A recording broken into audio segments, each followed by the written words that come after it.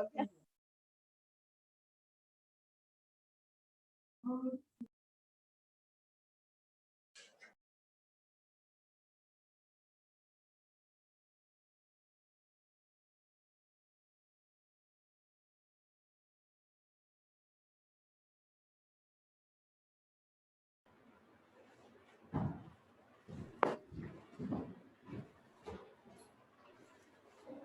Good afternoon, sir.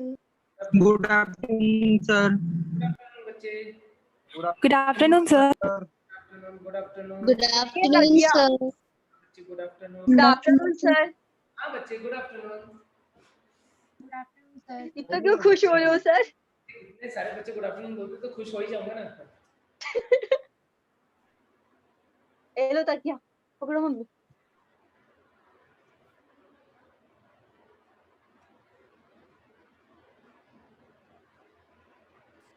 अब आज हम नेक्स्ट चैप्टर स्टार्ट करेंगे, स्ट्रक्चरल ऑर्गेनाइजेशन इन एनिमल्स।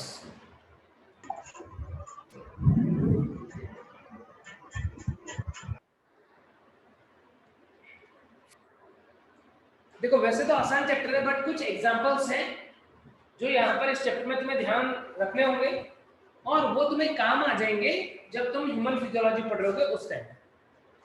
ठीक है, तो बहुत ध्यान से कुछ एग्जांपल जो है वो कोशिश करोगे लर्न करने का। अभी पूरे याद नहीं रहेंगे लेकिन जब तुम फिजियोलॉजी पढ़ लोगे तो तुम्हें पूरे याद रह जाएंगे। ठीक है, बट एफर्ट लगाना है। और कैसे याद रखोगे? फ्लो चार्ट्स बना करके किसका क्या एग्जांपल है वो लिख लिख करके याद रखोगे। ठीक है, स्टार्ट करें अपना चैप्टर।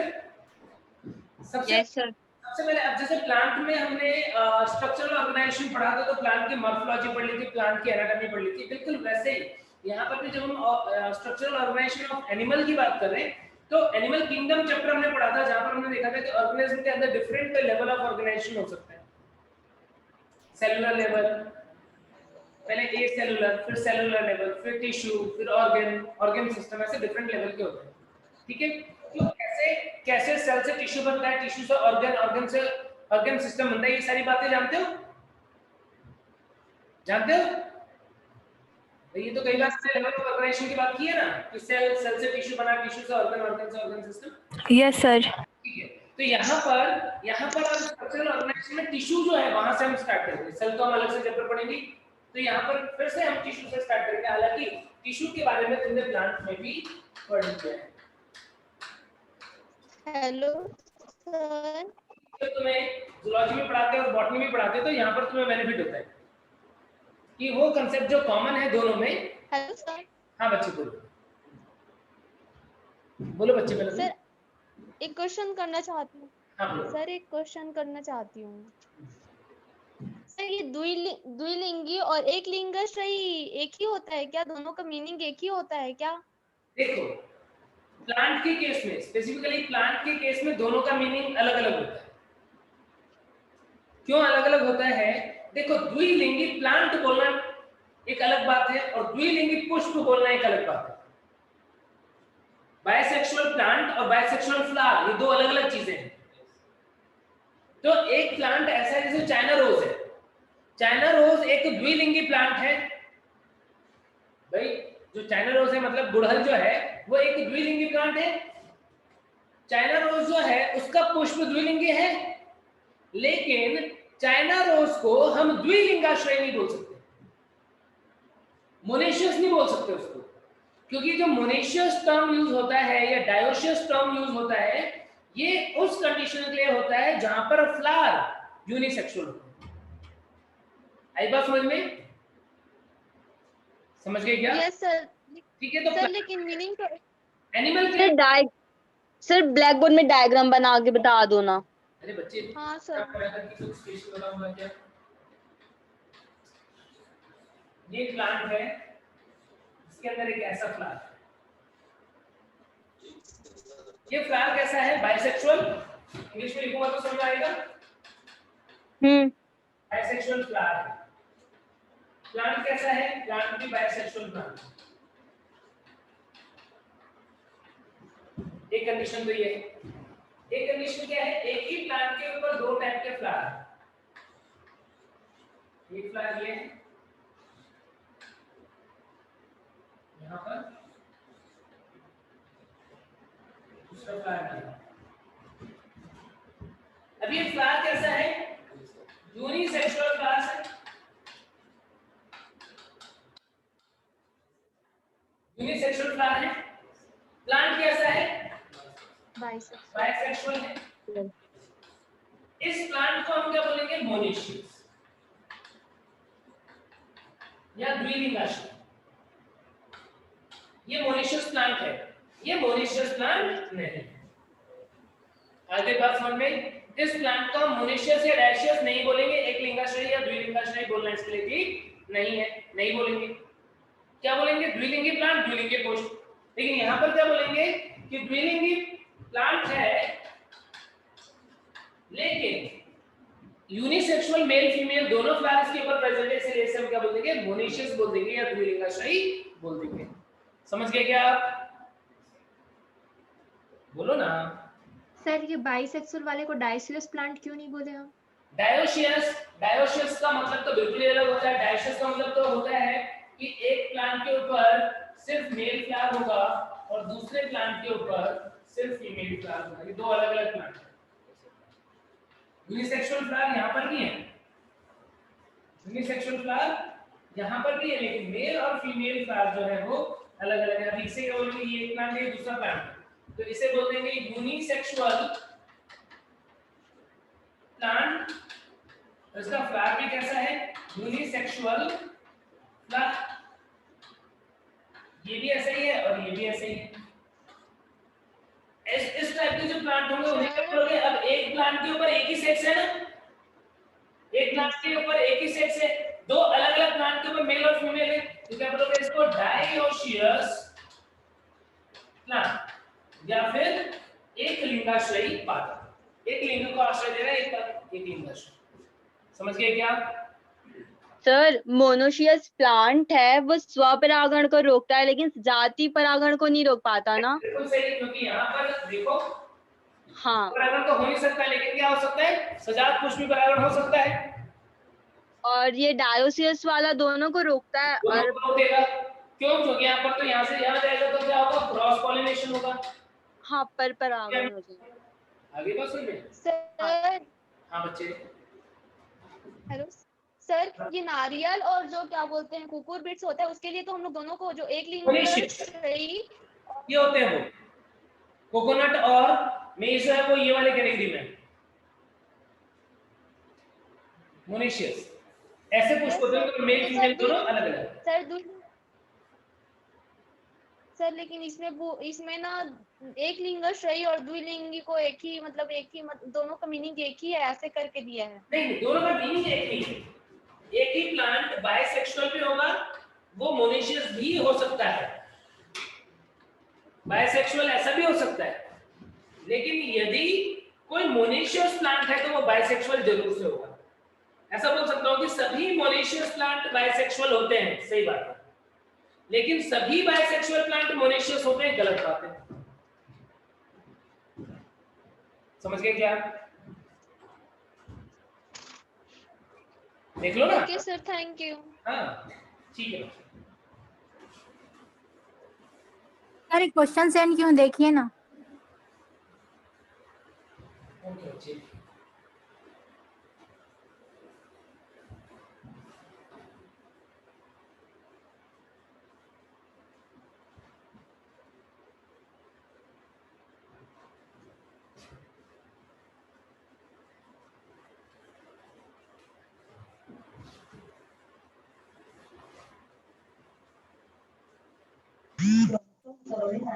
सर हाँ बच्चे।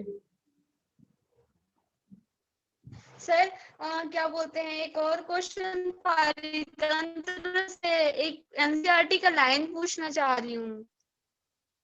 एक मिनट रुक जाओ ना बच्चे। पर्णरंध्र जो उन युग्मित सहायक कोशिकाओं द्वारा घिरे रहते हैं जिनकी साझा भित्ति द्वार कोशिकाओं के समकोणीय होती है, यानी 90 डिग्री पे होगी ना, तो उसे क्या बोल दोगे? उसे बोल दोगे डायासाइक्लिक। डी आंसर हो जाएगा बच्चे। आउट ऑफ सिलेबस क्वेश्चन दूर दूर तक लिखने नहीं आएगा। डायासाइटिक होता है, ऐसे स्टोमेटा को हम डायासाइटिक बोलते हैं। जो पहले होते हैं वो पैरासाइटिक। सर इसको समझाइए ना कैसे। ये बोल रहा है कि कोई ऐसा स्टोमेटा है इसमें ये सपोज गार्ड सेल है और जो सब्सिडरी सेल साइड सेल है वो इसके समकोण पे कुछ इस तरीके से ऐसा स्टोमेट है, तो उसे हम क्या बोलते हैं डायसाइट। ठीक है, क्वेश्चन को उत्तर नहीं आएगा, चिंता मत करो। नॉर्मल मोनोकोट डाइकोट स्टोमेट तो बच्चों को समझ नहीं आता है कि इतना सारा डायसाइटिक पैरासाइटिक एनोमोसाइटिक कहां से पता पड़ेगा। चलो बोलो और क्या पूछ रहे थे। कभी ऐसा क्वेश्चन को आ जाता है ना, देखो कई बार तुम क्वेश्चन प्रैक्टिस करोगे तो ऐसे क्वेश्चन आ जाते हैं जो हमने पढ़े नहीं है, जो लग रहा है कि क्या है अजीब सा नाम पहली बार सुन रहे हैं, तो कहीं ना कहीं वो इम्पोर्टेंट नहीं है। उस केस में तुम्हें क्या करना चाहिए, सिर्फ आंसर पढ़ लो, जाने दो, उसका आंसर पढ़ लो, ध्यान रह जाए तो ठीक, नहीं ध्यान रहे तो कोई बात नहीं, और उसको जाने दो, क्योंकि वो इम्पोर्टेंट नहीं है, वो नहीं पूछा जाता। जो भी चीज इंपॉर्टेंट है, जो भी रिलेवेंट है, थोड़ा भी रिलेवेंट है, तो वो कहीं ना कहीं तुम मेरे मुंह से सुन चुके होगे, कहीं ना कहीं वो हम पढ़ चुके हो।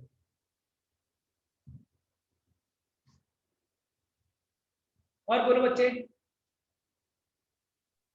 सर आप लिखते टाइम थोड़ा सा बड़ा लिखिएगा, दिखाई नहीं देता है। अच्छा दिखाई नहीं देता है क्या? सर मैं ना सर हाँ बच्चे। सर वो ना जो मैं पूछने वाली हूँ ना, वो लाइन थोड़ा लंबा सा है, तो उसको मैं ना आपको व्हाट्सएप पे सेंड कर देती हूँ। ठीक है कर दो।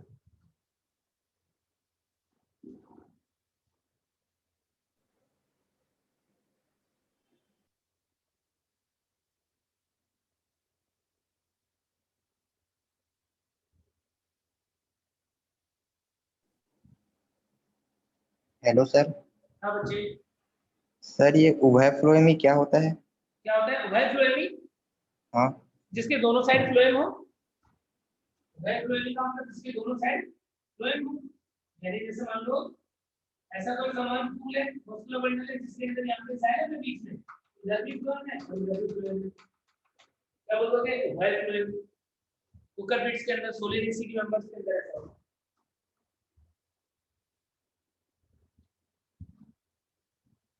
ये से बच्चे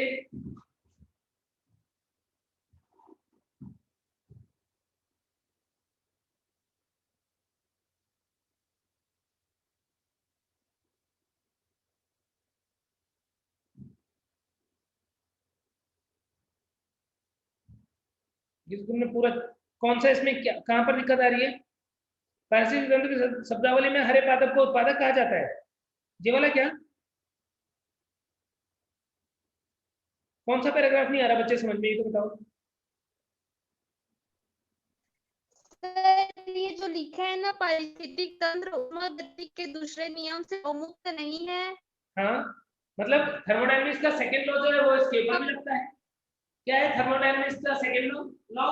कि ऊर्जा का जो प्रवाह हो रहा होगा उस टाइम पे कुछ ऊर्जा जो है वो मुक्त होगी, 100% ट्रांसफर नहीं होगा, एंट्रोपी बढ़ेगी। तो एक से दूसरे ट्रॉपिक लेवल पे जब ऊर्जा का प्रवाह होता है तो 10% लॉ के अकॉर्डिंग 10% तो पहुंच रहा है, बाकी 90% जो कहीं ना कहीं लॉस हो जा रहे हैं, इसे ही बोल देंगे। समझ गए क्या? Okay sir, thank you. चलो आगे बढ़े।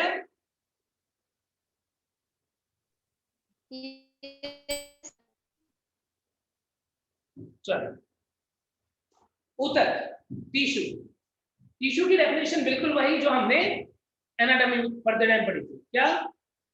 कोशिकाओं का ऐसा समूह जो उत्पत्ति के दृष्टिकोण से समान है और संरचना और कार्य के दृष्टि से समान भी हो सकता है, असमान भी हो सकता है, और मिलकर के किसी विशिष्ट कार्य को संपन्न करते हैं, उन्हें हम क्या बोल देते हैं? ऊतक बोल देते हैं। तो यानी किसी जीव के अंदर विशिष्ट कार्यों को संपन्न करने के लिए अलग प्रकार के ऊतक बने, इसका मतलब क्या है? डिवीजन ऑफ लेबर प्रेजेंट है, यानी श्रम विभाजन जो है वो उपस्थित है, होता है कि नहीं? तो यहाँ पर टिश्यू टर्म, टिश्यू शब्द जो है वो किसने दिया था?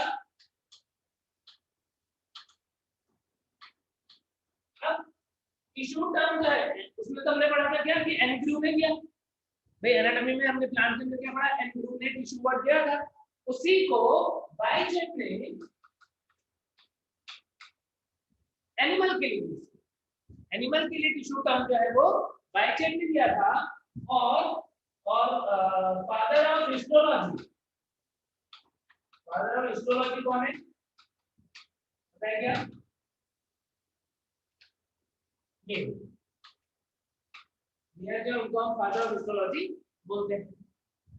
माइक्रोस्कोप की हेल्प से यदि हम स्टडी कर रहे हैं तो उसे माइक्रोस्कोपिक एनाटॉमी या माइक्रोस्कोपिक हिस्टोलॉजी बोल देंगे, और फादर ऑफ माइक्रोस्कोपिक एनाटॉमी जो है वो मार्शेलो मेल्टी की होते हैं। ठीक है, ये कुछ इंपॉर्टेंट दो नाम बहुत है यहाँ पर, दो चीजें हैं, वो टिश्यू टर्म एनिमल के लिए बाइचेट में यूज किया था, और फादर जो है वो मेयर है। ठीक है, इतनी बात है। अब टिश्यू कितने टाइप के होते हैं? स्ट्रक्चर और फंक्शन की बेसिस पे बात करें तो स्ट्रक्चर और फंक्शन की बेसिस पे टिश्यू कौन-कौन से टाइप के होते हैं? Types of tissue. संरचना और कार्य की दृष्टि से उत्तर जो है वो मुख्य रूप से कितने प्रकार के होते हैं? 4 प्रकार के।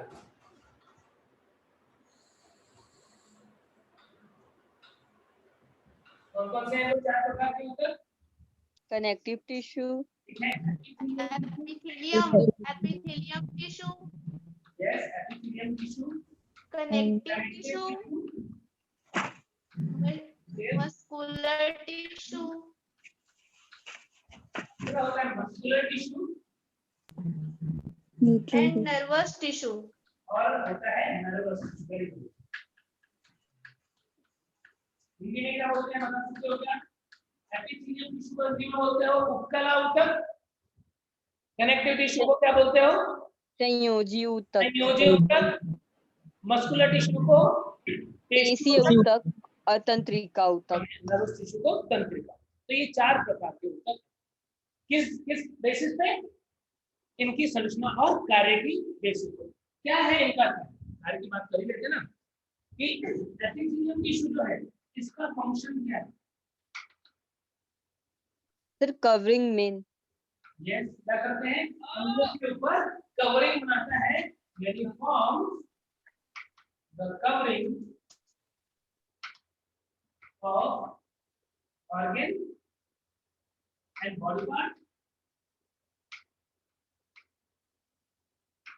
शरीर के अंदर जो अंग है उनके ऊपर एक कवरिंग बनाने का काम करता है। वो कवरिंग का काम क्या होता है? वो कवरिंग का काम होता है हेल्थ इन प्रोटेक्शन, सुरक्षा प्रदान करेगा। इसके बाद में डिफ्यूजन, सिक्रेशन, डिफ्यूजन में हेल्प करेगा, सिक्रेशन में हेल्प करेगा, तो कुछ एक्सक्रीशन वाली प्रोसेस उसके अंदर हेल्प करेगा। तो ये सारा नाम होता है किसका? एपिथेलियल टिश्यू का उपकला ऊतक। समझ गए क्या? कनेक्टिव टिश्यू की बात करें, क्या काम होगा कनेक्टिव टिश्यू का? नाम से पता पड़ रहा है, जोड़ने का, कनेक्ट कर रहा होगा इसको, कनेक्ट डिफरेंट टिश्यू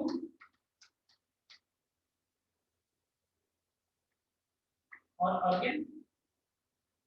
अलग-अलग टिश्यू को या ऑर्गन को कनेक्ट करने का काम करेगा। कनेक्टिव टिश्यू के भी टाइप्स यदि तुमने पढ़े होंगे अपने जीवन में तो 3 मेन टाइप होते हैं। कौन-कौन से? एक होता है कनेक्टिव टिश्यू प्रॉपर, ठीक है, जिसके अंदर लूज कनेक्टिव टिश्यू और डेंस कनेक्टिव टिश्यू आते हैं, ठीक है। एरियोरल वाला। दूसरा होता है स्केलेटल कनेक्टिव टिश्यू, और तीसरा होता है स्पेशल कनेक्टिव टिश्यू या muscular connective tissue, fluid connective tissue. Skeletal और फ्लूइड है वो स्पेशल नहीं आते दोनों, ठीक है। तो ये मेन टाइप है। तो काम इससे पता पड़ रहा है कि डिफरेंट ऑर्गन को कनेक्ट कर रहा है, साथ ही क्या करेगा? साथ ही सपोर्ट, स्केलेटल को क्या करेगा? प्रोवाइड्स सपोर्ट, और फ्लूइड कनेक्टिव टिश्यू ब्लड वगैरह है, लिम्फ वगैरह है, तो क्या करेंगे? Help in transportation. तो ये सारे काम हो गए किसके? कनेक्टिव टिश्यू के। रट रहे हो क्या? रट ले रहे हो क्या? No sir. हाँ, रटने की जरूरत नहीं है, बहुत ही लॉजिकल चैप्टर है, बहुत सिंपल है, समझ के पढ़ लोगे एक खत्म, कोई रटने की जरूरत नहीं। मस्कुलर टिश्यू, मसल का क्या काम होता है? Movement. Yes, have contractility, contraction की पावर होती है, तो किसमें हेल्प करेगा? Help in locomotion. Locomotion and movement, गति प्रदान करता है, ठीक है। Nervous tissue, response nervous system, sir response control and coordination, वही इसका काम है नर्वस सिस्टम का। क्या काम है? नर्वस टिश्यू क्या कर रहा है? नर्व इम्पल्स को प्रोड्यूस करता है, प्रोड्यूसेस एंड कंडक्ट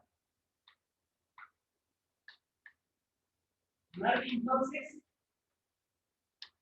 जिसकी वजह से क्या होगा? जिसकी वजह से ऑर्गन्स के बीच में इंफॉर्मेशन का ट्रांसफर एक तरीके से क्या कर रहा है? कोऑर्डिनेट कर रहा है ऑर्गन को, इंफॉर्मेशन वगैरह पहुंचाने का कर रहा है। तो ये 4 मेन टाइप के टिश्यू होते हैं। क्या बहुत आसान सी बात है क्या? एक एक करके डिटेल में पढ़ेंगे। सबसे पहले पढ़ेंगे हम एपिथेलियल टिश्यू। देखो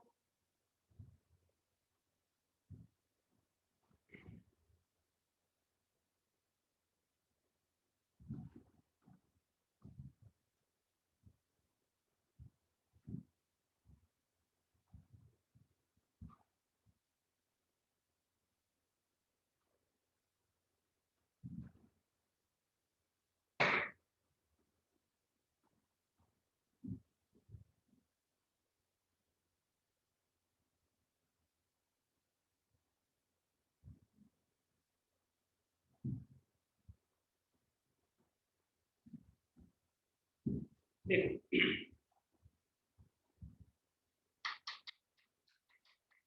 एपिथेलियल या एपिथेलियल,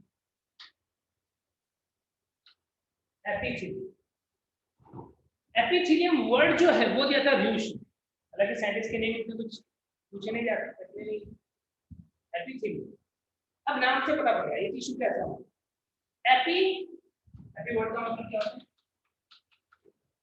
ऊपर, ऊपर, यस। और थीलियम वर्ड जो है तो मतलब होता है ग्रो, किसी चीज के ऊपर ग्रो करता है, लेयर के फॉर्म में ग्रो करता है, इसीलिए इस टिश्यू का नाम क्या रखा है हमने? Epithelium tissue. अभी मैंने बताया था ग्रो और present in form of layer on organ, उनके डिफरेंट ऑर्गन पार्ट के ऊपर लेयर के फॉर्म में प्रेजेंट होता है, प्रोटेक्टिव फंक्शन होता है इसका, हमने देख लिया था। अब यहाँ पर जो सेल्स होते हैं वो आपस में कनेक्टेड है, सेल जो है वो आपस में एक दूसरे से जुड़े होते हैं, तो डिफरेंट टाइप के कनेक्शन जो है वो इनके बीच में होते हैं, ठीक है। पहले हम लोग कनेक्शन की बात कर लेते हैं, फिर हम इसको कंटिन्यू करेंगे। पहले एक बार मैं तुम्हें सेल का जो कनेक्शन है, मॉडिफिकेशन है वो बता देता हूँ। जंक्शन बिटवीन सेल, उनकी जो सेल्स होते हैं उनके बीच में डिफरेंट टाइप के कनेक्शन होते हैं, जंक्शन होते हैं, उसके बारे में। जैसे सपोज एक सेल है और ये दूसरा, तो कैसे डिफरेंट टाइप के जंक्शन,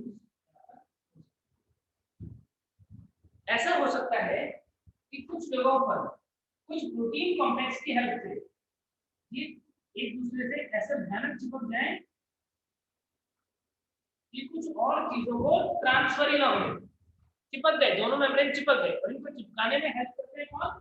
कुछ प्रोटीन कॉम्प्लेक्स वगैरह जो होते हैं उनकी हेल्प से ये चिपक गए और टाइट हो गए, इतने टाइट हो गए कि ट्रांसपोर्टेशन नहीं होने दे रहे हैं, इसकी कोई चीज पास नहीं हो सकती और दोनों सेल को चिपका के भी रख रहा है। तो ऐसे जंक्शन को हम क्या बोलते हैं? उनको बोलते हैं हम टाइट जंक्शन, ऐसा होता है टाइट जंक्शन।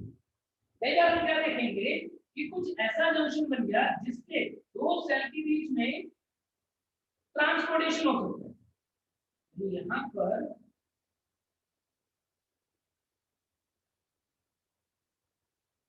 कुछ ऐसा जंक्शन है जिसमें बहुत सारे पोर्स हैं,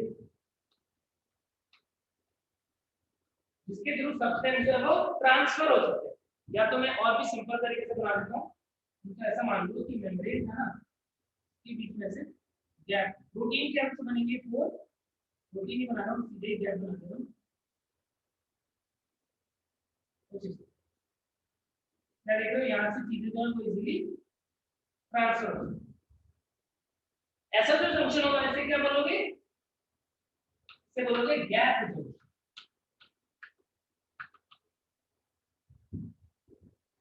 कई बार क्या होता है, हम देखते हैं कि दो सेल के बीच में कुछ प्रोटीन की हेल्प से, एडेनिन प्रोटीन वगैरह की हेल्प से ये एक दूसरे से चिपक जाते हैं।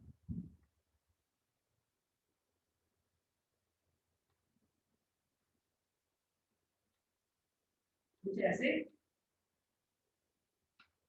प्रोटीन की हेल्प से एक दूसरे से चिपक, अब ये सेपरेट नहीं हो सकते, फंस गए हैं एक दूसरे में, और साथ में कुछ इंटरमीडिएट प्लांट्स हैं, डेस्मोनियम्स वगैरह हैं, वो भी यहाँ पर करते हैं। इसे हम क्या बोल देते हैं, इस टाइप के जंक्शन को बोल देते हैं हम डेस्मोसोम। डेस्मोसोम मेटलाइड है, ठीक है। और एडेरेंस जंक्शन ऐसा ही एक जंक्शन और भी होता है जिसमें डेस्मोसोम की जगह एक्टिन फिलामेंट्स वगैरह प्रेजेंट होते हैं। वही बना देते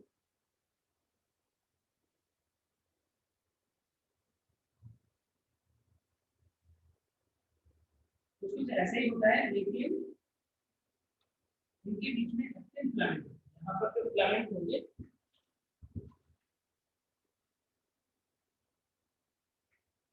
एक्टिन फिलामेंट, इसे हम एडहेरेंस जंक्शन।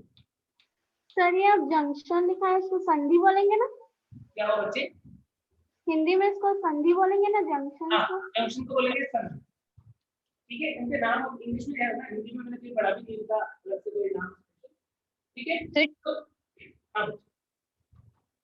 हाँ टाइट जंक्शन को ना दृढ़ दृढ़ संधि ऐसे बोलते हैं। अच्छा, वेरी गुड, ठीक है। सर लास्ट जंक्शन क्या लिखे हैं? Adherence, adherence junction.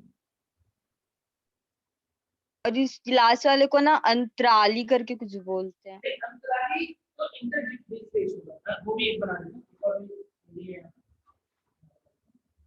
इंटरडिजिटेशन होगा। इंटरडिजिटेशन में ये कुछ उंगली के समान प्रबंध बनाते हैं एक दूसरे के साइटोप्लाज्म में, इसे बोलते हैं हम इंटरडिजिटेशन।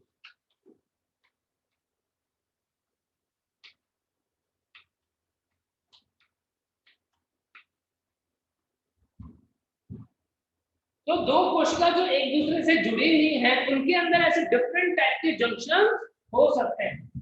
टाइट जंक्शन, टाइट जंक्शन क्या कर रहे हैं, जहां पर दोनों की मेम्ब्रेन फ्यूज हो गए कुछ प्रोटीन के की हेल्प से, और ये यहाँ पर अब किसी भी मटेरियल को लीक नहीं होने देगा, ट्रांसफर नहीं होने देगा। गैप जंक्शन, दो कोशिकाओं के बीच में ऐसी संधि जहां पर तुम देख रहे हो कि छोटे छोटे रंध्र के समान, छेद के समान चीजें जो है बन गई है, और वहां से ट्रांसपोर्टेशन हो सकता है, उसे हम गैप जंक्शन बोलते हैं। डेस्मोसोम, डेस्मोसोम जो है उसके अंदर हम क्या देखते हैं, उसके अंदर हम देखते हैं कि दो सेल के बीच में प्रोटीन के एडेनिन की हेल्प से, ये प्रोटीन जो है इसका नाम क्या है, एडेनिन, इसके हेल्प से कनेक्शन बन जाता है। साथ ही कुछ साइटोप्लाज्म के अंदर धागे समान संरचना, जिसको हम क्या बोलते हैं, डेस्मोनिन बोलते हैं, क्या है ये, डेस्मिन का बना हुआ है, इंटरमीडिएट नाम, डेस्मिन क्या है, इंटरमीडिएट।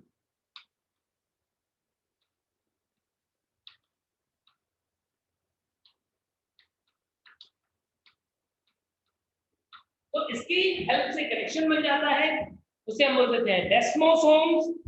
बिल्कुल इसी टाइप का कनेक्शन एडेरेंस जंक्शन भी होता है, जहां पर डेस्मोनिन की जगह पे एक्टिन फिलामेंट होते हैं, और इंटरडिजिटेशन में उंगली समान प्रवर्त होता है एक सेल का, जो दूसरे सेल के साइटोप्लाज्म में चला जाता है, और इसे क्या करता है, इसे एक दूसरे से जोड़े रखने में सहायता करता है। तो ऐसे डिफरेंट टाइप के जंक्शन जो होते हैं वो एपिथेलियल सेल्स के बीच में प्रेजेंट हो सकते हैं। और इनके अलावा जो सेल की सरफेस है, यानी सेल मेम्ब्रेन जो है, उसके भी कुछ मॉडिफिकेशन देखने को मिलते हैं। यहाँ पर देखिए तो मॉडिफिकेशन ऑफ सेल मेम्ब्रेन, क्या मॉडिफिकेशन हो सकता है कि कुछ सेल के अंदर हमने देखा यहाँ पर ओनली समान से प्लाज्मा मेम्ब्रेन में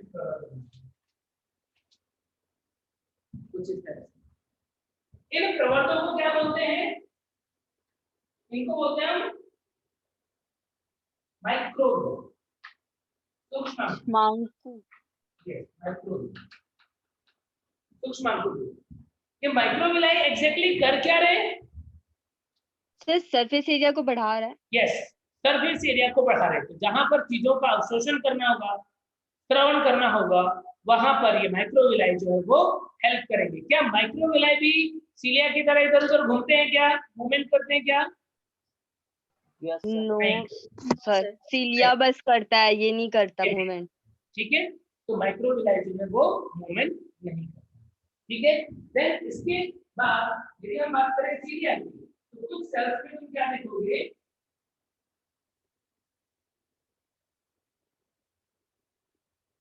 बहुत सारे ऐसे प्रॉब्लम होंगे जो क्या करते हैं, जो मूवमेंट करते हैं, मूवमेंट कर सकते हैं। ये हम क्या बोलते हैं? ये हम बोलते हैं सी, या फिर दूसरा नाम क्या होता है? काइनोसिस। ये कौन काइनोसिस है? और ये तो गति नहीं कर सकते, ये क्या करते हैं? इनके अंदर गति जो है, मूवमेंट जो है वो यानी यदि हमारे बॉडी के अंदर कहीं पे चीजों को स्वीप करना होगा, उसको आगे पीछे करना होगा, तो वहां पर सीलिया जो है वो काम करती है। जैसे ट्रेकिया के अंदर स्यूडोस्टेटिफाइड सीलिएटेड ग्लैंडुलर एपिथेलियम होता है, तो क्या करता है वो म्यूकस को एक ही डायरेक्शन में से बार-बार मूव करके म्यूकस को बाहर की तरफ प्रोपेल करता है। बिल्कुल वैसे ही जैसे फैलोपियन ट्यूब में तुमने पढ़ा था कि फैलोपियन ट्यूब की जो लाइनिंग है वो सीलिएटेड टाइप की एपिथेलियम बनाती है, जो एग को स्वीप करता है किस तरफ? आगे यूट्रस की तरफ। तो जहां पर किस टाइप की एक्टिविटी की रिक्वायरमेंट होगी, वहां पर हमें क्या देखने को मिलेगा? सीलिया देखने को मिलेगा। तो सीलिया के नीचे क्या लिखे हैं? सीलिया के नीचे काइनोसीलिया, इसमें हेल्प कर रहा है मूवमेंट में हेल्प।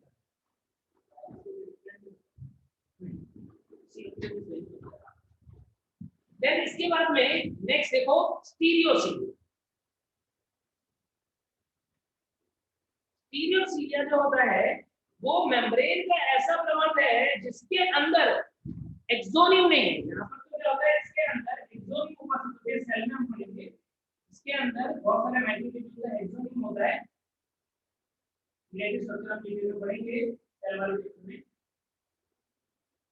इसकी वजह से मूवमेंट कर रहा है। लेकिन यदि हम बात करें स्टीरियोसीलिया की, ठीक है, आपको जो डायग्राम बनाया वो है स्टीरियोसीलिया।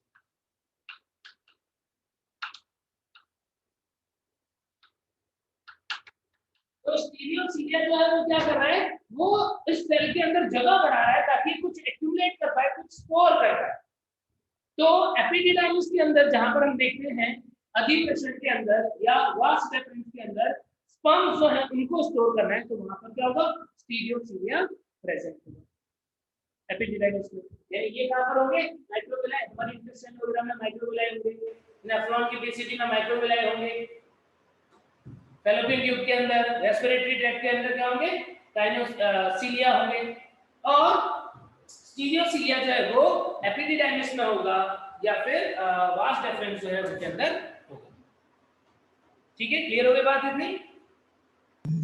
सर सीलिया का फंक्शन एक बार बताइए। सीलिया का फंक्शन कंडक्ट करना। भाई सीलिया क्या है? सीलिया मूव करता है। जैसे तुमने इसके अंदर पढ़ा था, क्या बोलते हैं, पैरामीशियम के अंदर सीलिएटेड टाइप का था, सीलिया उपस्थित होते हैं बहुत सारे उसके ऊपर। क्या करता है? पक्षमाभिका है, क्या करता है? हिलेगा, इधर उधर हिलेगा। हिलेगा तो क्या होगा? अब ये तो सेल है हमारी बॉडी की, सेल तो भाग नहीं जाएगी, सेल तो फिक्स है। तो ये हिलेगा तो क्या करेगा? जो आसपास में सब्सटेंस होगा उसको आगे की तरफ बढ़ाएगा, उसके मूवमेंट में या स्वीपिंग में हेल्प करता है। समझ गए क्या? Yes sir. पदार्थों को आगे बढ़ाता है।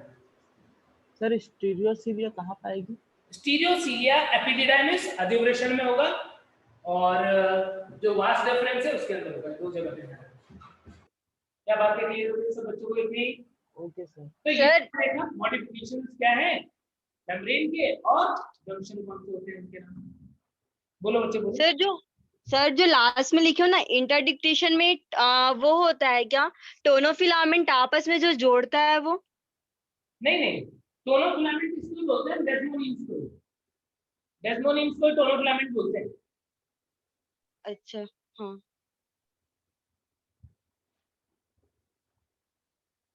या तो तुम टोनो फिलामेंट की जो भी कॉमनली तुम्हें टोनो फिलामेंट की लिखा होगा। सर क्योंकि जहाँ पढ़ा है वहाँ टोनोफिलामेंट लिखा हुआ है ना, इंटरडिक्टेशन के पास में लिखा है। हाँ ठीक है, तो टोनो फिलामेंट। सर ये माइक्रोविलाई को ही सूक्ष्मांकुर बोलेंगे क्या? हाँ, माइक्रोविलाई को सूक्ष्मांकुर बोलेंगे, सीलिया को पक्षमादिका बोलेंगे, और स्टीरियो सीलिया को तो स्टीरियो सीलिया बोलेंगे। चलो, अब इसके बाद में जो हमने कुछ अलग से कनेक्शन है और वो कर लिया। अभी हम देखते हैं ये बात, इधर एपिथेलियम टिश्यू है, हमने देखा कि ये वाला बताइए ना थोड़ा सा, सीलिया और ये स्टीरियो सीलिया ये क्या है? स्टीरियो सीलिया जो है बच्चे, वो क्या है, प्लाज्मा मेम्ब्रेन बाहर की तरफ प्रवर्ध बना रहा है, बड़े बड़े प्रवर्ध बना रहा है। क्या होगा, जगह बढ़ जाएगी, किसके लिए, कुछ स्टोर करने के लिए जगह बढ़ जाएगी। मूवमेंट तो सिर्फ नहीं हो रही, इन दोनों में मूवमेंट नहीं होती, गतिशीलता नहीं, किसी चीज को कंडक्ट नहीं करेगा, किसमें हेल्प करेगा, स्टीरियो सीलिया स्टोरेज में हेल्प करेगा।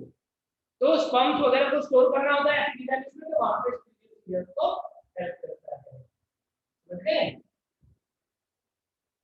सर लास्ट वाले में मूवमेंट नहीं होगा बोले ना, स्टीरियो। स्टीरियो सीलिया में मूवमेंट नहीं, सीलिया में भी मूवमेंट नहीं होती।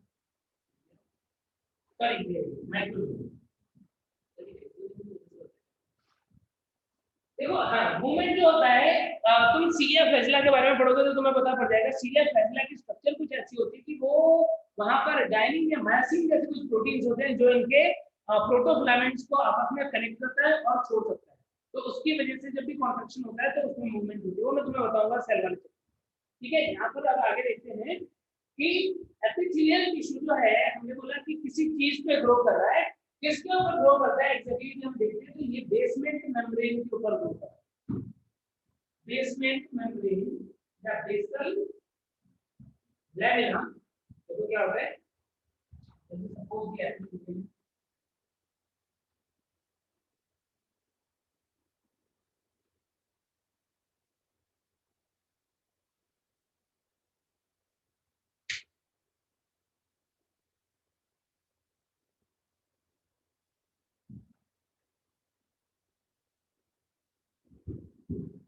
ये एपिथेलियम की सेल है, कॉलमनर बना रही कोई भी यहाँ पर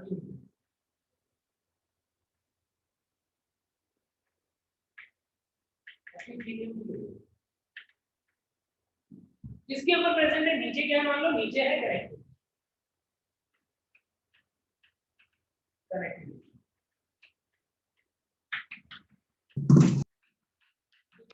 जिसके अंदर ब्लड वेसल्स वगैरह भी होंगे, ब्लड सप्लाई है, कुछ स्पेशल टाइप की सेल्स वगैरह भी है, ठीक है, फाइबर्स वगैरह भी है। मतलब ये कोई कनेक्टिव टिश्यू, इस कनेक्टिव टिश्यू के ऊपर एपिथेलियम।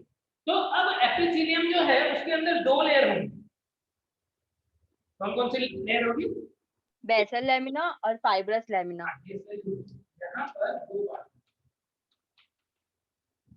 इसने क्या किया, सेल ने कुछ सीक्रेट किए ग्लाइकोप्रोटीन, क्या सीक्रेट किए सेल ने कुछ ग्लाइकोप्रोटीन, यहाँ पर एक लेयर, इसका लेयर बन ग्लाइकोप्रोटीन का लेयर बन, इसे क्या बोलते हैं, दो पार्ट होगा, इसमें से एक पार्ट जो है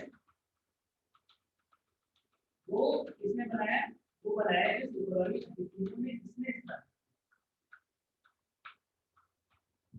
इसे हम क्या बोल रहे हैं, इसे हम बोल रहे हैं बेसल,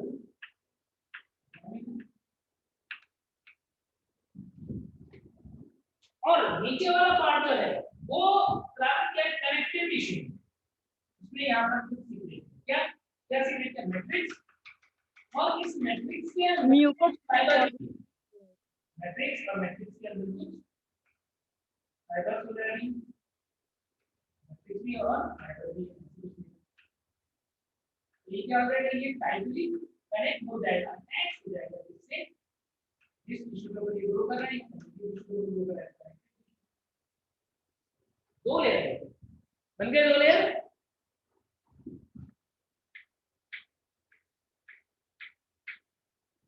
ऊपर की तरफ बेसल लैमिना, नीचे की तरफ फाइब्रस लैमिना। ये क्या है, फाइब्रस लैमिना।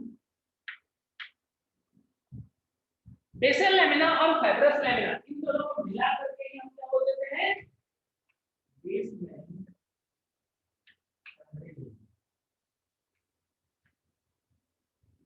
बेसल लैमिना में क्या है, ग्लाइकोप्रोटीन है, ध्यान रखना। बेसल लैमिना में क्या है, ग्लाइकोप्रोटीन। फाइब्रस लैमिना में क्या है, जो म्यूकोपॉलीसेकेराइड मैट्रिक्स है, हाइलुरोनिक मैट्रिक्स है, मैट्रिक्स जो कनेक्टिव टिश्यू का होता है, और उसके साथ में बहुत सारे फाइबर्स हैं, तो उस लेयर को जो फाइब्रस लैमिना, और इनके ऊपर जो ग्रो करता है वही होता है क्या, एपिथेलियम टिश्यू। क्लियर हो गई बात? सर फाइब्रस लैमिना में रेटिकुलर भी पाया जाता है क्या, रेटिकुलर और collagen? Collagen fibre, reticular fibre, ये दोनों ही होते हैं। हाँ। फाइब्रस लैमिना में कोलेजन फाइबर्स भी होंगे, रेटिकुलर फाइबर्स भी होंगे। क्या इतनी बात सबको समझ आ गई क्या? अब ये एपिथेलियल टिश्यू जो है वो सिंगल लेयर के फॉर्म में भी हो सकता है और मल्टीपल लेयर के फॉर्म में भी हो सकता है। एक बार अब हम देखते हैं कि एपिथेलियल टिश्यू कौन कौन से टाइप के होते हैं। इरेज कर दो इसे, इरेज कर दो, समझते हैं तो। अच्छा, ब्लड सप्लाई की बात भी यहाँ पर ही कर लेते हैं पहले। देखो, ब्लड सप्लाई की बात करें तो यहाँ पर जो एपिथेलियम की सेल्स हैं, क्या वो बहुत ही पास में बहुत ही टाइटली अटैच्ड है क्या? एक बार हम लोग सेल्स बनाए हैं हमने, क्या ये सेल्स बहुत ही पास में है, इनके बीच में इंटरसेलुलर स्पेस प्रेजेंट है कि एब्सेंट है? बोलो, इंटरसेलुलर स्पेस प्रेजेंट है कि एब्सेंट है? एब्सेंट। बेसल लैमिना के ऊपर सेल्स जो है वो, या बेसमेंट मेम्ब्रेन के ऊपर सेल्स प्रेजेंट है, इंटरसेलुलर स्पेसेस एब्सेंट है। सिंगल लेयर हो सकता है, मल्टी लेयर हो सकता है। यदि इसके बीच में इंटरसेलुलर स्पेस एब्सेंट है तो क्या ब्लड वेसल्स इसको पेनिट्रेट करके जा रही है क्या? जा रही है क्या? बोलो, ये नीचे रह गई, नीचे रह गई, कनेक्टिव टिश्यू में रह गई, यानी एपिथेलियल वाली लेयर के अंदर वास्कुलर सप्लाई नहीं होगी। यानी यहाँ पे क्या होता है, blood vessels are absent in epithelial tissue. Epithelial tissue जो है उसके अंदर ब्लड वेसल्स जो है वो पेनिट्रेट नहीं कर रही, तो फिर ये कैसे लेगा न्यूट्रिएंट, कैसे लेगा? It gets its nutrient and oxygen by diffusion Bless. Layer जिसके ऊपर है, यहाँ पर न्यूट्रिएंट आ रहा है, यहाँ पर ऑक्सीजन आ रहा है, तो डिफ्यूजन के थ्रू ये कहाँ पर पहुंच जाएगा, इस एपिथेलियल लेयर के पास पहुंच जाएगा। क्लियर हो गई बात सबको? ठीक है, तो ब्लड वेसल्स में नहीं, नर्व भी यहाँ पर क्या होगा, नर्व सेल अंदर पेनिट्रेट नहीं करेगी, नर्व सेल इधर ही कहीं रहेगी और यहाँ पर बीच में स्पेशलाइज्ड सेंसरी सेल होगी। ठीक है, तो इस तरीके से एपिथेलियल टिश्यू के बारे में ध्यान रखना कि सेल्स जो होते हैं वो बहुत ही क्लोजली पैक होते हैं, इंटरसेलुलर स्पेस एब्सेंट होता है और इंटरसेलुलर स्पेस एब्सेंट होने की वजह से इसके अंदर ब्लड वेसल्स और नर्व जो है वो पेनिट्रेट नहीं करती।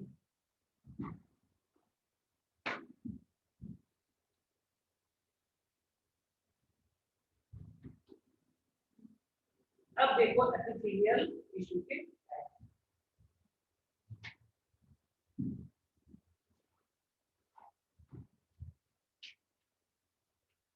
Types of epithelium. Types of epithelium, epithelium कौन-कौन से टाइप का होगा, कितने लेयर है उसकी बेसिस पे हम ग्रॉस में देखेंगे तो दो में कौन सा, क्या सिंपल एपिथेलियम और कंपाउंड, और दूसरा होगा कंपाउंड एपिथेलियम। करा और एक क्लिक करा।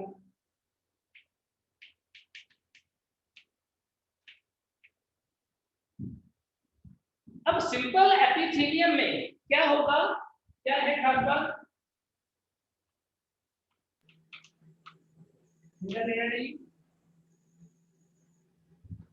कंपाउंड है मोलिन 2 और मोर लेयर यानी कि मल्टी लेयर।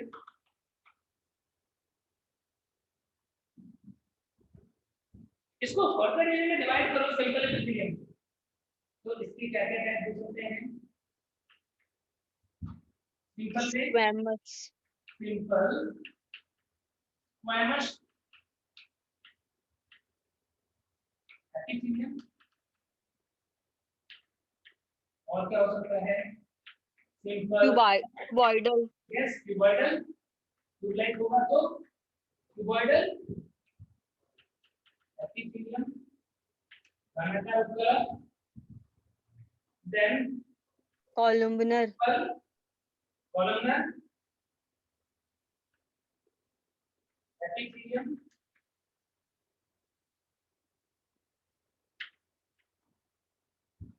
और pseudo stratified, pseudo stratified epithelium. pseudo मतलब है झूठा, झूठा, यानी है तो सिंपल वाला लेकिन कैसा लग रहा है, स्ट्रेटिफाइड जैसा लग रहा है, आभासी स्तरित जैसा लग रहा है, pseudo stratified एपिथेलियम नाम है। तो ऐसे 4 मेन टाइप है इसके सिंपल एपिथेलियम के।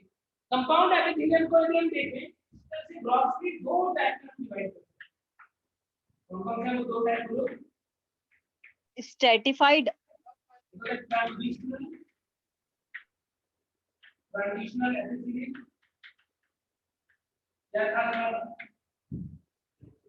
स्ट्रेचेबल होता है, जब स्ट्रेच हो जाएगा तो एकदम चपटा बन जाएगा, दिखाई पता ही नहीं पड़ेगा कि कहां पर एक लेयर है या मल्टी लेयर है, क्या है, एकदम चपटा हो जाएगा। लेकिन नॉर्मल कंडीशन में रहेगा तो मल्टी लेयर है, तो मल्टी लेयर लेकिन फ्लेक्सिबिलिटी है और बहुत ज्यादा स्ट्रेच हो सकता है, ट्रांजिशनल एपिथेलियम। और दूसरे स्ट्रेटिफाइड एपिथेलियम,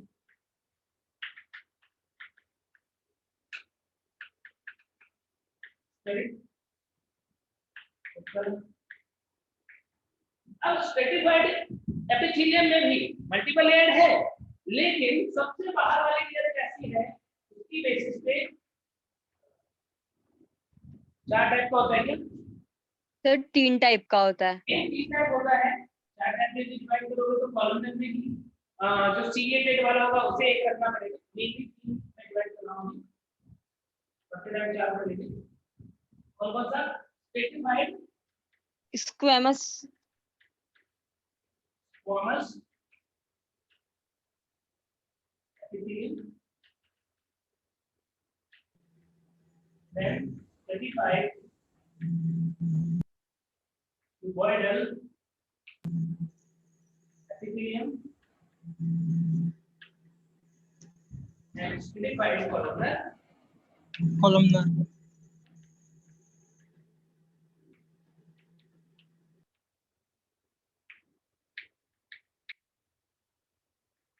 अब तुम लोग क्या करोगे, जब हम इसकी डिटेल पढ़ते जाएंगे, एक एक का स्ट्रक्चर और ये सब पढ़ते जाएंगे, फिर बारी आएगी एग्जाम्पल की। स्ट्रक्चर वगैरह में तो कोई दिक्कत नहीं आएगी, स्ट्रक्चर वगैरह तो बहुत आसानी से पता पड़ जाएगा, नाम से भी पता पड़ जाएगा। मेन क्या है, मेन है इसके एग्जाम्पल्स। तो तुम्हें क्या करना है, ऐसा फ्लो चार्ट बना लेना है और उसके अंदर एग्जाम्पल जो है वो तुम लिखते जाओगे, ठीक है ना।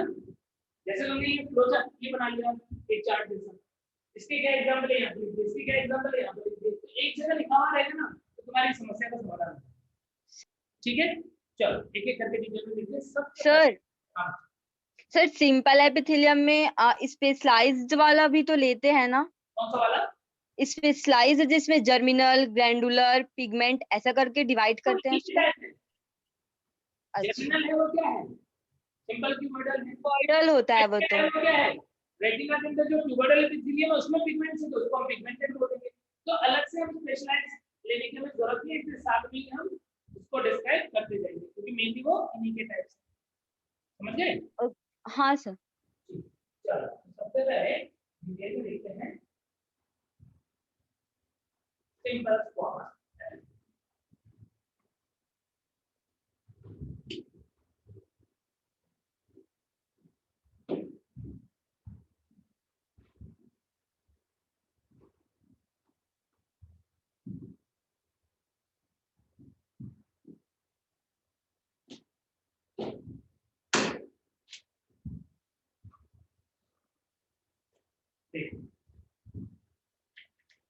सिंपल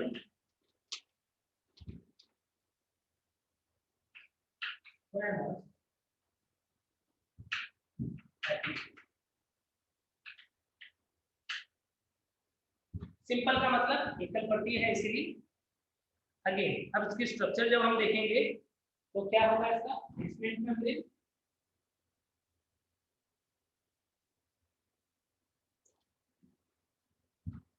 अच्छा एपिथेलियम टिश्यू जो है वो कौन से जर्म लेयर से बनता है? एक्टोडर्म की, मेसोडर्म की, एंडोडर्म? सर तीनों से। तीनों से सर, जो है वो एक्टोडर्म की, मेसोडर्म की, एंडोडर्म? तीनों। तीनों। तीनों एक्टो से भी बनता है, मेसो से भी बनता है और एंडो से भी बनता है। सबसे पहले बनने वाला जो टिश्यू लेयर है वो एपिथेलियम ही होता है। जब एम्ब्रियोनिक डेवलपमेंट होता है उस टाइम पे सबसे पहले बनने वाला जो टिश्यू लेयर होता है वो कौन होता है? एपिथेलियम टिश्यू लेयर होता है। ठीक है, एक्टोडर्म से बनने वाला क्या हो सकता है हमारा? स्किन। एक्टोडर्म स्किन का मतलब ये जो हमारा स्ट्रेटिफाइड स्क्वामस एपिथेलियम है केराटिनाइज्ड वाला वो। ठीक है, देन इसके बाद में यदि हम बात करें जो हमारी बॉडी कैविटी है उसकी लाइनिंग जो होती है वो मेसोडर्मल होती है, मेसोथेलियम बोल देंगे उसे हम। और वास्कुलर सिस्टम के अंदर यदि हम बात करें ब्लड वेसल्स के अंदर या हार्ट के अंदर या फिर जो हमारा इंटेस्टाइन है उसके अंदर जो लाइनिंग होगी वो होगी एंडोथेलियम, एंडोडर्मल होगी। तो एक्टोडर्म, मेसोडर्म और एंडोडर्म तीनों से बनता है ग्रेजुअली। अब यहाँ पर स्क्वामस एपिथेलियम की जो सेल्स होती है वो कैसी होती है? चपटी सेल्स, स्केल लाइन, जिस तरीके से जब मेडिकल कॉलेज में पहुंच जाओगे तो हिस्टोलॉजी वहां पर बहुत डिटेल में देखोगे, स्लाइड्स वगैरह देखोगे सारे टिश्यूज की, सारे ऑर्गन्स की। तो जैसा मैं डायग्राम बना रहा हूँ वैसा नहीं दिखेगा। चीजें जो हैं वो तुम्हें ब्लू और पिंक या पिंक पर्पल इस टाइप की दिखेगी बस। यूसिन और क्या बोलते हैं जो हेमेटोसाइट वगैरह है ये सब यूज करते हैं। तो वहां पर तुम्हें क्या होगा, वहां पर बहुत क्लियर वो नहीं होता न्यूक्लियस की पोजीशन, कलर कैसा आ रहा है, कितनी दूर पिंक आ रहा है, कितना ब्लू आ रहा है, कितना व्हाइट है, उन सब के अकॉर्डिंग हमें चीजें समझनी पड़ती है। तो यहाँ पर जब हम स्क्वामस एपिथेलियम देखेंगे तो तुम्हें क्या होगा, तुम्हें ऐसा पिंक कलर का ऐसा वेव दे सकते हो, पिंक कलर का वेव जैसा दिखेगा, व्हाइट लाइन नहीं दिखेगी, पिंक कलर का सिर्फ ऐसा वेव जैसा दिखेगा। और उसके अंदर तुम्हें दिखेगा ब्लू कलर का न्यूक्लियस।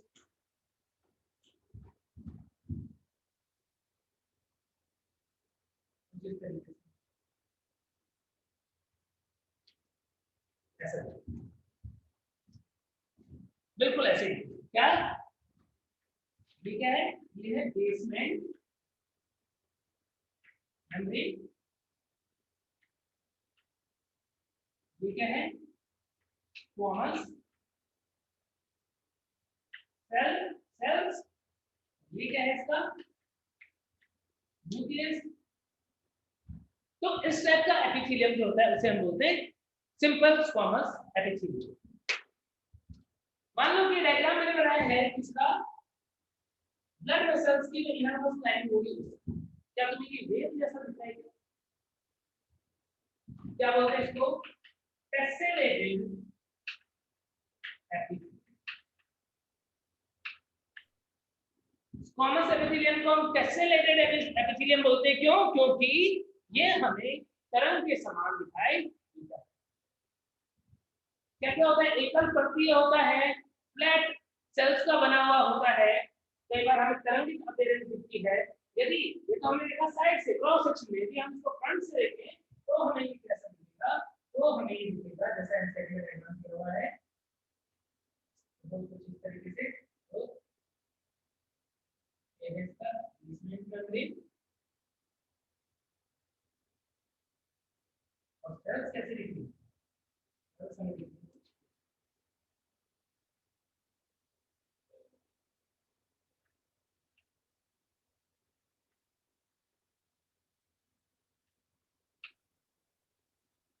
ऐसा लग रहा है कि जैसे किसी ने फ्लोर के ऊपर टाइल्स लगा दी हो, जैसा लग रहा है जैसे किसी ने फ्लोर के ऊपर टाइल्स लगा दी हो, तो उस टाइप का एपिथेलियम जो है ये हमें दिखाई देता है। इसलिए हम इसको और क्या बोलते हैं? पेवमेंट। Pavement epithelium. हमसे बोले उसे हम पेवमेंट की बोलते हैं। ऐसी एपिथेलियम से टाइल लाइक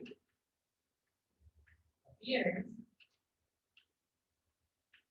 इसकी वजह से हम इसे कहते हैं पेवमेंट।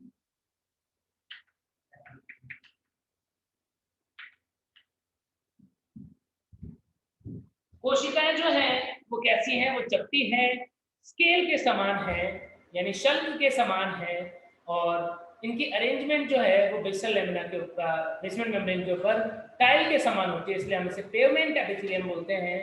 क्रॉस सेक्शन में ये हमें तरंग के समान दिखाई देता है, इसलिए हम इसे टेसेलेटेड एपिथेलियम बोल देते हैं। अब बात करते हैं एग्जांपल्स की कि भाई इसके एग्जांपल क्या क्या हो सकते हैं। तो ये कहां पर उपस्थित है उसके अकॉर्डिंग सबसे पहले एग्जांपल में मैं बताता हूं तुम्हें। चलो सबसे पहले देखते हैं ये प्रेजेंट होगा कहां पर? Bowman capsule. बोमेन कैप्सूल कहां पर? जो नेफ्रॉन की स्ट्रक्चर होती है वहां पर तुम देखते हो कि बोमेन कैप्सूल और जो ग्लोमेरुलस होता है वो प्रेजेंट होता है। तो वहां पर जो सेल्स होती हैं, ऐसी सेल्स उनके अंदर ऐसे प्रोजेक्शन होते हैं जिससे कैपिलरी के ऊपर इस तरीके से पकड़े हुए रहते हैं। उन सेल्स को हम क्या बोलते हैं? उन सेल्स को हम बोलते हैं पोडोसाइट्स। पोडोसाइट्स किस टाइप का एपिथेलियम है? सिंपल स्क्वामस एपिथेलियम होता है। और कहां पर प्रेजेंट होगा? क्या लंग्स के ऊपर भी होगा? अच्छा, इसका फंक्शन क्या होता है उससे तुमको आइडिया लग जाएगा। फंक्शन क्या होता है? फिर छानने का, विषरण का और ना कवरिंग करने का काम आता है। यस, डिफ्यूजन का काम करता है। फंक्शन लिखो, हेल्प इन डिफ्यूजन। तो डिफ्यूजन हो रहा है, मान लो लंग्स के अंदर बात करें तो लंग्स में डिफ्यूजन हो रहा है, एल्वोलाई में, एल्वियोलाई ना वहां पर प्रेजेंट। ब्लड वेसल्स का भी काम है क्या? कैपिलरीज। यस, कैपिलरीज है उनके अंदर इनर लाइनिंग जो है, या ब्लड वेसल्स के अंदर जो इनर लाइनिंग है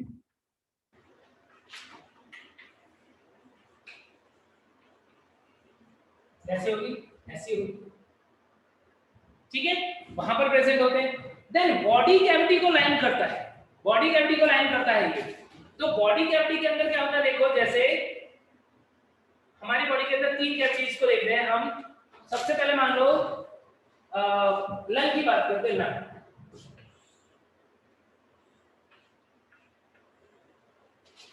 सपोज ये लंग और ये बॉडी, ये हमारा बॉडी वॉल है, ये हमारा लंग। तो लंग और बॉडी वॉल के बीच में कैविटी होती है क्या? क्या बोलते हो उस कैविटी को? क्या बोलते बोलो? Pleural cavity. Yes, very good, pleural cavity. हाँ, और मेम्ब्रेन को प्यूरल मेम्ब्रेन। तो यहाँ पर क्या होगा? एपिथेलियम लाइनिंग पर रहेगा किसके ऊपर? जो लंग है उसके ऊपर, यानी ऑर्गन के ऊपर, और बॉडी कैविटी के ऊपर यहाँ पर इस तरीके से। समझ गए क्या? यानी कि क्या बना रहा है? ये दो जगह पे लाइनिंग बना रहा है, बॉडी वॉल के ऊपर और लंग के ऊपर। बीच में क्या है? बीच में है प्लूरल ट्यूब। इन दोनों के बीच में यदि बात करूं यहाँ पर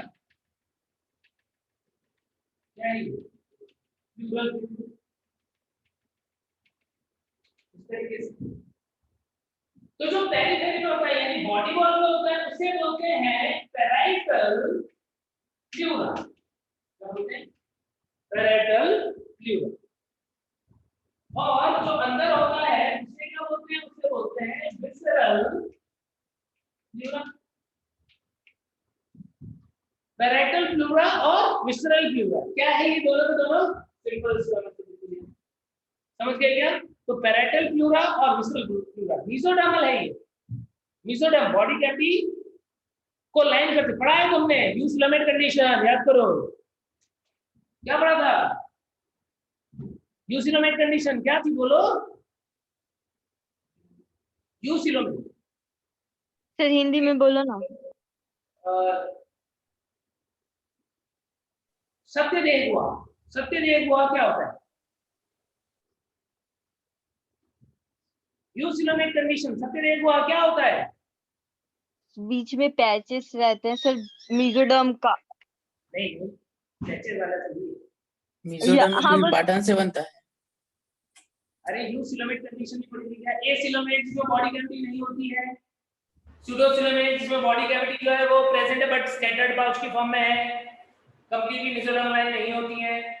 और वो बॉडी कैविटी जो कंप्लीटली मेसोडर्म लाइन होती है उसे हम यूसिलोमेट बोलते हैं ना। किससे लाइंड है? मेसोडर्म। और मेसोडर्म का से बना हुआ कौन सा एपिथेलियम है? Parietal pleura, visceral pleura. यहाँ पर क्या बोलोगे? Mesothelial lining. मेसोडर्मल लाइनिंग जो रिस्पांस एपिथेलियम की हो गया है मेसोथेलियम। तो ये पैरेटल फ्लूरा और विसरल फ्लूरा जो है वो क्या है? मेसोथेलियम है। समझ गए क्या? ऐसे ही हेलो सर। हार्ट होगा। यदि हम ऐसे ही हार्ट के अंदर बात करें, ये तो लंग के लिए देखा तुमने, हार्ट के लिए बात करें तो हार्ट में भी ऐसे ही दो लाइनिंग होगी। कौन कौन सी? पेरिकार्डियल। पेरिकार्डियल कैविटी है, ठीक है। तो उसके अंदर क्या होगा? विसरल पेरिकार्डियम और पैरेटल पेरिकार्डियम दो लेयर हो जाएंगी। पैरेटल पेरिकार्डियम और विसरल पेरिकार्डियम।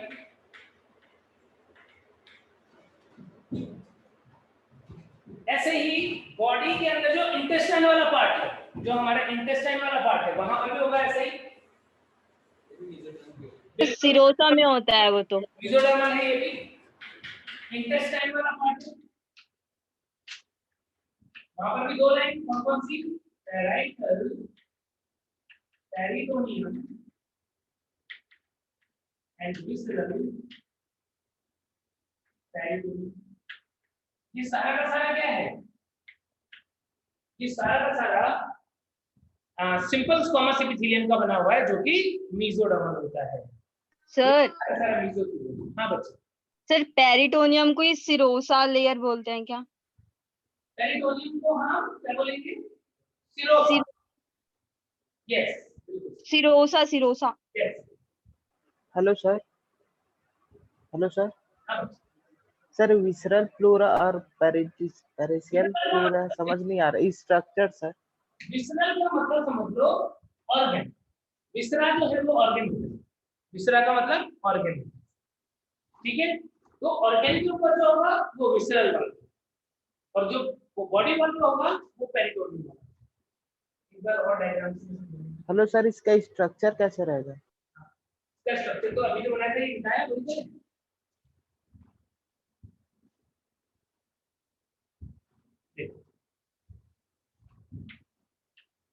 मेसोथेलियम सारा जो बनाया अभी वो मेसोथेलियम, जो मेसोडर्मल ओरिजिन का है।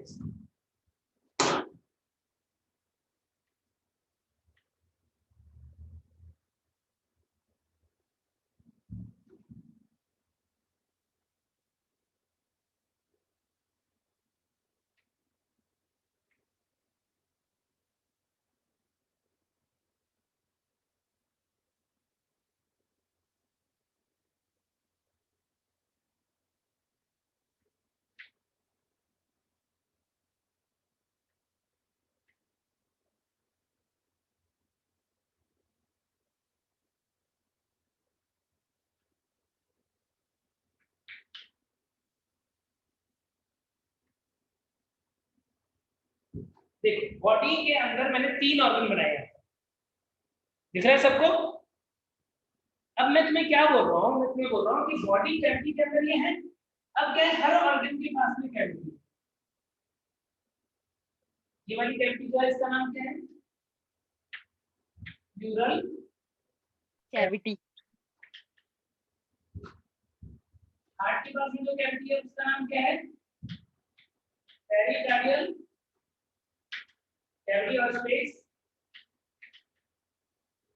और मान लो स्टमक है, इंटेस्टाइन है, इसके पास जो कैविटी है पेरिटोनियम कैविटी। क्या है? पेरिटोनियम। पेरिटोनियम तीन कैविटी। अब क्या होता है, ये कैविटी जो है वो लाइन है किससे? मीसोथीलियम। तो यहाँ पर लाइनिंग ये रही, क्या नाम है इस लाइनिंग का? Parietal pleura. इसके ऊपर जो सिंपल स्टमक एपिथेलियम है उसका क्या नाम है? Visceral pleura. समझ में आया पहला? बोलो। Yes sir. जो डायग्राम बोल रहे थे कि डायग्राम समझा दो। हार्ट के ऊपर यस यहाँ सर। पर जो सबसे बाहर लाइनिंग होगी ऑर्गन है ना, तो विसरल पेरिकार्डियम। बॉडी वॉल की जो लाइनिंग होगी उसे क्या बोलोगे? Parietal pericardium. क्लियर हो गई बात?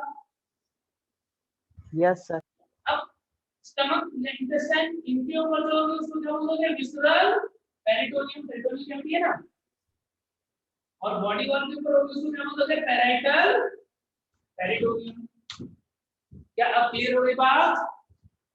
तो बॉडी कैविटी को लाइन करने का काम कौन करता है? Mesothelium. Mesothelium is simple squamous epithelium that lines body cavity. Clear है पिक्चर? बोल तो दो। Yes sir. Yes sir. Yes sir.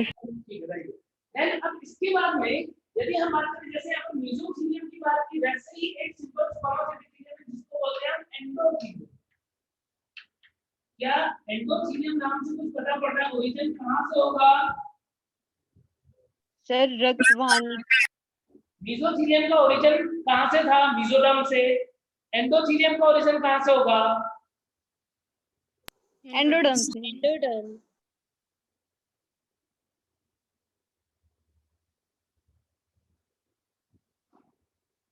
क्या क्या बातें चल रही है? लास्ट ईयर सदैव की मैम थी वो जबरदस्त बड़ा करती थी। क्या है ये? सर ड्राइंग बनाती थी, ड्रॉ ऐसा बोल करती दिए थी। तो। अच्छा, ड्रॉ करती।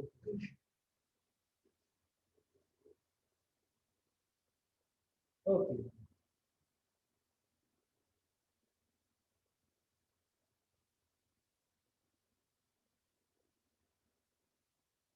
ठीक है, अभी तुम ध्यान से पढ़ोगे ना इस चैप्टर में, तो हम पूरा डायग्राम से ही पढ़ेंगे ना बच्चे, तो तुमको सारी बातें समझ में आएगी। तुमको ना डायग्राम के थ्रू ही ध्यान भी रखना है बॉडी में कहां पर क्या है, तो तुम्हें याद रहेगा।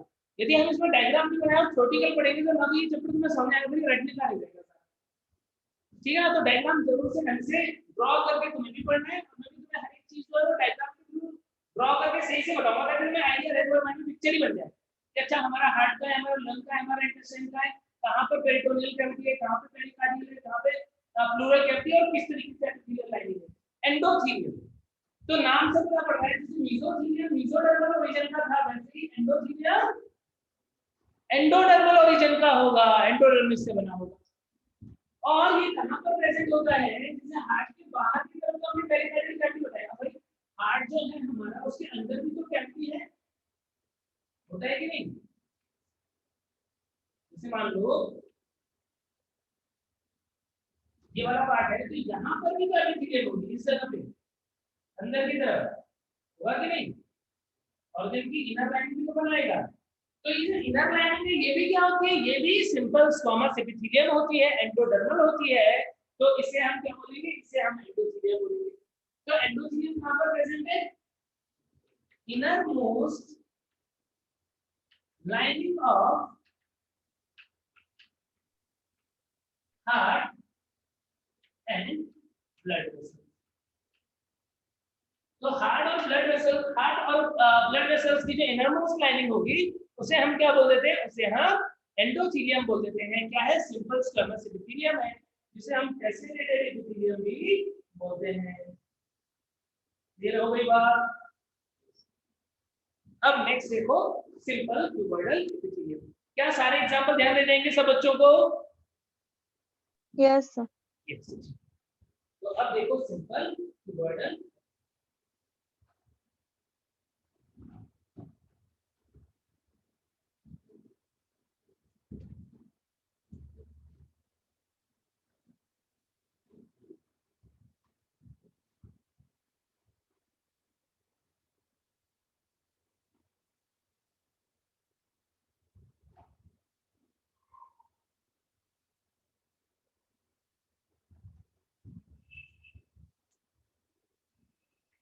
simple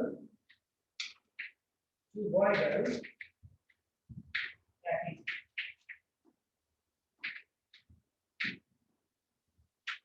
एपिथेलियम नाम से पता पड़ रहा है। बेसिक बात वही रहेगी।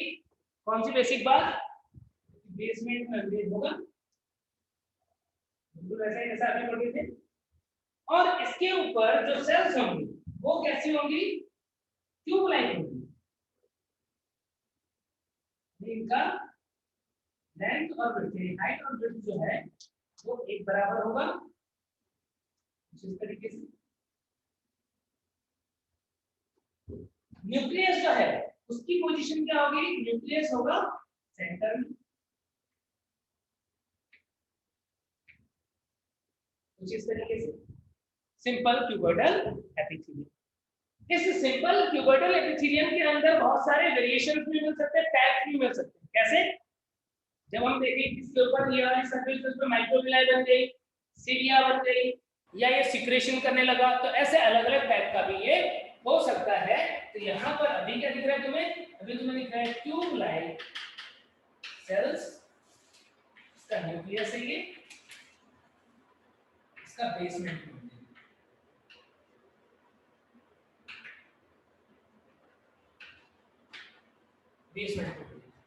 अब कहां पर प्रेजेंट है? सबसे इंपॉर्टेंट बात है कि simple cuboidal epithelium is also known as germinal epithelium. क्या हमने पहले भी बात करी? जब मैंने तुम्हें सेमिनिफरस ट्यूब्यूल का डायग्राम बनाते बताया था, या मैंने तुम्हें ओवरी का डायग्राम बनाते बताया था, तो याद करो उस टाइम पे हमने वो सेल जिससे एग बन रहा था या जिससे स्पर्म वगैरह का फॉर्मेशन हुआ था, कैसे बनाया था? ऐसे ही बनाया। तो क्या यस सर। ये जर्म सेल है, ये जर्म सेल है जिससे क्या बनता है? गैमीट का फॉर्मेशन होता है, स्पर्म एंड एग और गैमीट। तो इसीलिए हम इस एपिथेलियम को बोलते हैं जर्मिनल एपिथेलियम। कहां पर प्रेजेंट होगा? कहां पर प्रेजेंट होगा? एग्जांपल क्या हो गया? टेस्टिस। टेस्टिस के अंदर क्या? सेमिनिफरस ट्यूब्यूल और ओवरी के अंदर होगा। इसके अलावा और कहां पर प्रेजेंट होता है बच्चों? इसके अलावा जो नेफ्रॉन के डक्ट वगैरह होते हैं उनके अंदर भी प्रेजेंट होता है डक्ट ऑफ नेफ्रॉन। नेफ्रॉन की डक्ट जो है उनके अंदर प्रेजेंट होगा। ठीक है, जो ग्लैंड्स होते हैं बहुत सारे उनके अंदर प्रेजेंट होता है, like thyroid gland, acini of pancreas, sweat gland. Sweat gland, sweat gland.